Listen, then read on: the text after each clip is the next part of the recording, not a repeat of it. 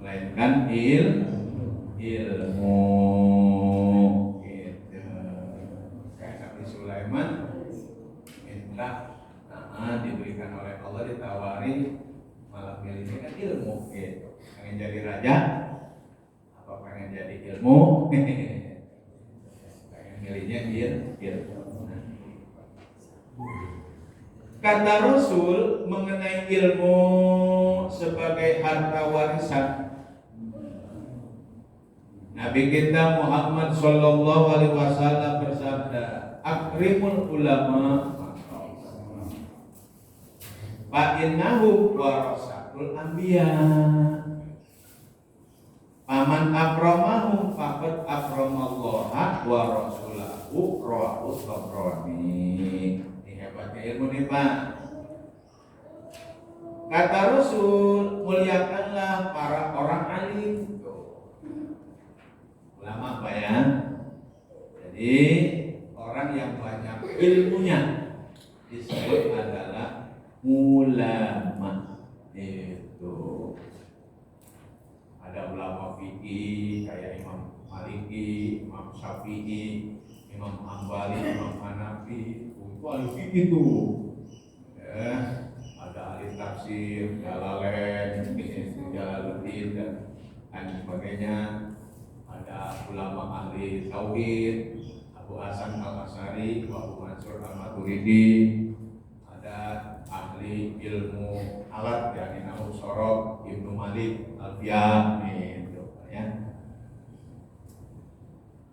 Muliakan Pak, kata Nabi. Ini Nabi yang nyuruh.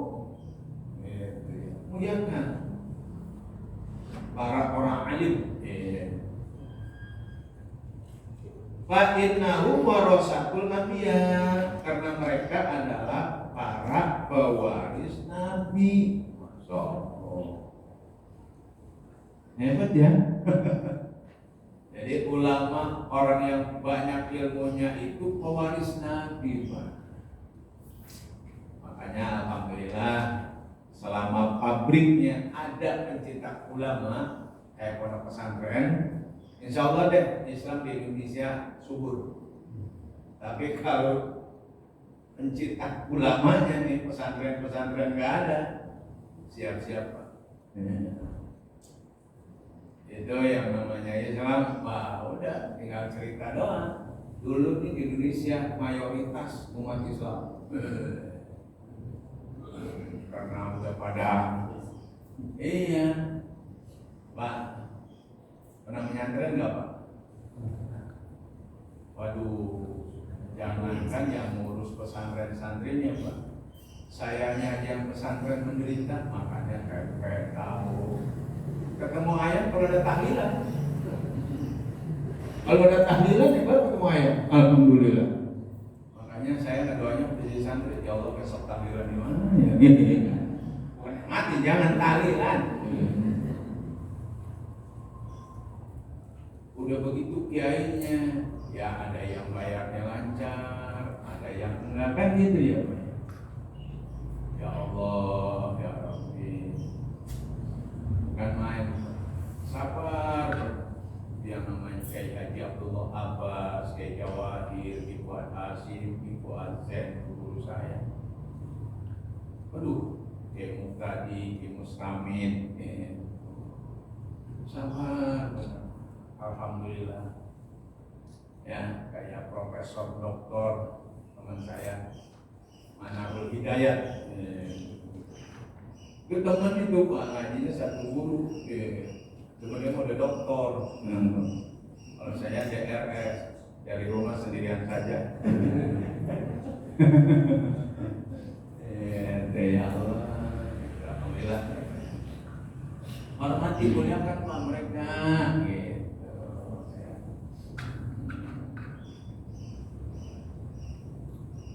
Maka barang siapa memuliakan mereka, berartilah memuliakan Allah dan Rasulullah.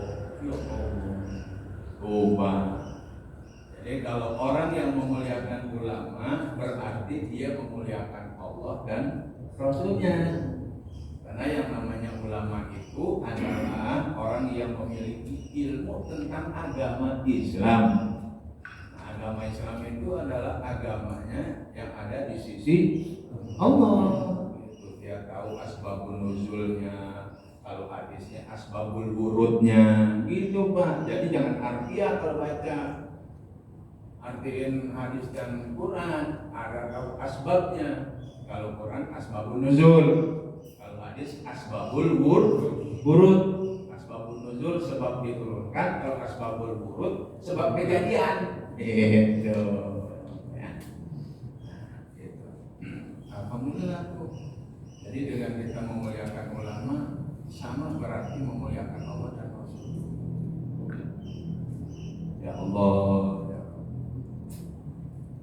Saya udah pada meninggal sih Pak, guru-guru saya ya di Pandeglang. Kalau masih ada, saya bawa Pak yang di Jakarta yang untung ada ke rumah Ibu Stomi dulu, di santri dulu, kemudian ke rumah Abu Yadimyati Cidahu. Nah yang sekarang putranya Ibu Tadi dulu ya, umurnya 70 itu Bu. Terus dari situ Abu Buya Memer. Nah sekarang terkenal Abah Sati ya, yang jenggotnya panjang, yang 100 berapa tuh gitu. Terus itu apa kayak mufasir juga ya Pak ya. Itu kayak mufasir itu mantunya Kiai Haji Abdullah Abbas karena istrinya anaknya Kiai Haji Abdullah. Ya. Aduh luar biasa Pak. Itu rumah isinya semuanya begitu. Ya Allah ya Allah. Insya Allah Allah jadikan kita orang yang pandai memuliakan ulama ya Pak ya. Kemudian tentang takwa sebagai bekal paling berharga menuju akhirat, betul. Hendaknya diketahui bahwa pangkal takwa ialah menyingkiri perbuatan syirik. Tuh begitu Pak. Artinya menyekutukan Allah. Jangan sekali-kali disekutukan Allah. Setelah itu kemudian menyingkiri perbuatan-perbuatan maksiat. Ini tingkatan apa nih Pak ya? Jadi jangan musyrik ya Pak ya. Lalu menyingkiri perbuatan-perbuatan maksiat. Dan apa saja yang dinilai jelek dalam agama. Kemudian meninggalkan apa-apa yang syubhat. Waduh, remeng-remeng. Ini halal apa haram gitu. Itu syubhat Pak namanya ya. Dan akhirnya meninggalkan berbagai perbuatan yang tiada berguna. Astagfirullah. Nah di kitab Naso'i ini juga ya Pak. Galak ya. Ini juga agak. Jadi takwa taunya kita mah imtisalu awamirillah wajtinabu nawahi. Laksanakan apa yang Allah perintah, jauhi larangannya. Biasa kan gitu ya. Di dalam tafsir, katanya di dalam kitab Naso'i, ya Allah, yang disebut orang takwa. Yang terakhir disebut meninggalkan berbagai perbuatan yang tiada berguna. Mainin HP, megangin remote. Ya kalau megang HP-nya nggak majik kurang, nggak masalah Pak. Tapi terus terang aja beda ya dengan mushaf itu. Harusnya kalau kita ngaji tadarus Quran pakainya mushaf, jangan pakai HP Pak. Kalau HP-nya dimati udah hilang gitu. Kalau mushaf kan nanti akan jadi sakit ya. Demikian katanya keterangan dari Abu Ali Ad-Daqqaq, Masya Allah, rahimahullah. Ini kalau saya ditanya, Ustaz, begini enggak? Insya Allah, mudah-mudahan ya Pak ya. Kita mah yang penting ngejalanin yang diperintah, jauhi larangan. Kita tahu begitu aja Pak ya. Giliran sama yang subhat mah. Sikat aja. Sikat aja. Itu yang disebut takwa Pak. Adapun sikap qanaah sebagai kekayaan yang paling berharga. Qanaah itu artinya menerima apa adanya Pak. Itu namanya qanaah. Menerima apa adanya. katanya. Biarin makan sama opor juga apa-apa. Nasinya berarti anjur. Ya udah jangan macam-macam.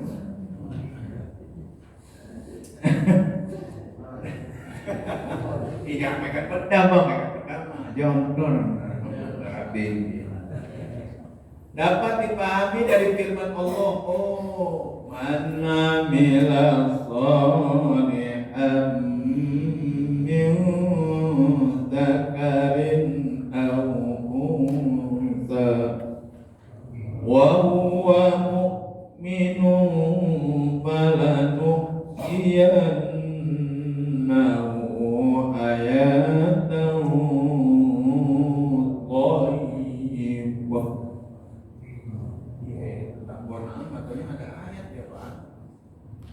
Barang siapa melakukan amal perbuatan soleh, katanya, sedang dia mukmin, katanya gitu, baik dia lelaki maupun wanita, maka niscaya kami menghidupkannya dengan kehidupan yang thayyibah. Apa thayyibah?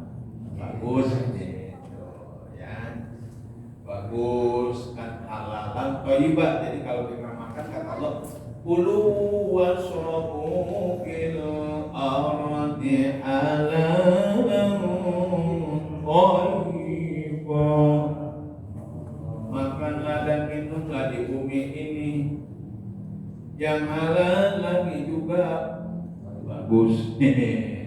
Jangan halal dong, Pak. Bagus artinya dia bergizi gitu. Makanya Allah ciptakan yaitu makanan itu ada yang mengandung protein hewani, ada yang mengandung protein nabati. Gitu. Itu namanya thayyibah. Ya, kalau halal mah ada usahanya. Ya. Awas, itu pakai terusin halalan thayyibah. Nah di situ orang yang qanaah, insya Allah Allah hidupkan dia dengan kehidupan yang thayyibah. Iya.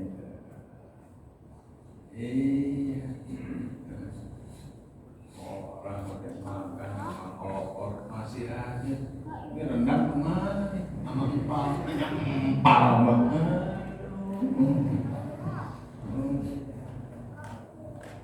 Kebanyakan ahli tafsir mengatakan bahwa kehidupan yang thayyibah di dunia adalah qanaah. Ini ahli tafsir itu. Jadi kehidupan yang thayyibah di dunia adalah qanaah. Ini Bapak nih kalau udah qanaah nih, makanan kita adanya ini, udah yang ini aja. Gak nyerobot-nyerobot ke sono. Atau yang ini dimakan, yang juga dibuat ke bawah. Maruk nih orang. Katanya kan maruk, tau maruk? Bersama maruk. Serang kete. Jadi makanya ada aja di sini, adanya roti di sini ya udah. Di sana ada bolu, ke sana bolu, jadi bolu juga, roti juga. Dasar si maruk. Ntar kalau keluar namain nama dia. Si Maruk, kue Maruk. Ya Allah, ya Rabbi. Akan Bapak, alhamdulillah di awal minggu pertama bulan Safar ya Pak ya, makalah yang kelima dari Sayyidina Ali di kitabnya Al-Maqdisah. Sekarang berikutnya wal maqalatu satu wal alaihi salatu wassalam. Hadis nih, makalah yang ke-6 berangkat dari Nabi kita Muhammad SAW bersabda. Dari hadis nih Pak, asyaratun katanya min hadhil ummati hum kafarun billahil azim wa yazunnuna annahumul mu'minun al-qatilu li muslimin audimiyin bi ghairi haqqin wasahiru wadayus alladhi la yaqaru ala ahli wa mani zakah wasaribul khamri wa Wa man wajaba alaihil haju falam yahujja, katanya gitu Pak. Wasa'i bil fitnani wa ba'i musilahi min ahlil harbi wa nakihul mar'ati fi duburiha naudzubillah wa nakihu zati rahimi mahram in alima hadil af'ala halalan kafaro, katanya gitu. Ya, sekarang masuk ke hadis Nabi nih Pak nih ya. Di awal minggu pertama bulan Syawal ada 10 katanya orang dari umat Nabi Muhammad SAW yang kafir terhadap Allah yang Maha Agung. Namun kata Rasul mereka sendiri merasa tetap mukmin, katanya gitu Pak. Padahal kafir tapi rasanya dia mukmin gitu. Ah enggak, saya enggak kafir, mukmin saya, orang percaya Tuhan saya Allah, Nabi Muhammad Rasulnya. Itu perasaan itu apa? Pada hakikatnya dia kafir. 10 banyak juga lagi nih Pak ya. Yang pertama, orang yang membunuh orang muslim. Awas hati-hati. Atau juga jimmi. Jimmi itu artinya orang kafir yang dilindungi. Kayak di Madinah itu kan dulunya Yahudi Nasrani. Kata Rasul, siapa yang menyakiti mereka, sama juga kamu menyakiti saya. Masya Allah. Itu orang Yahudi Nasrani di Madinah boleh. Gak ada yang berani. Siapa yang menyakiti mereka, sama juga menyakiti saya. Membunuh, gitu ya Pak ya. Kalau enggak, usahakan kalau seandainya terjadi nih Pak perbedaan terus ribut, udah mulut aja deh, mulut. Ya kalau nggak mulut, bacot apa sih bahasanya? Jangan bisik Pak, kalau bisa di belakang tangannya. Tuh kalau di Saudi tuh kita, waduh,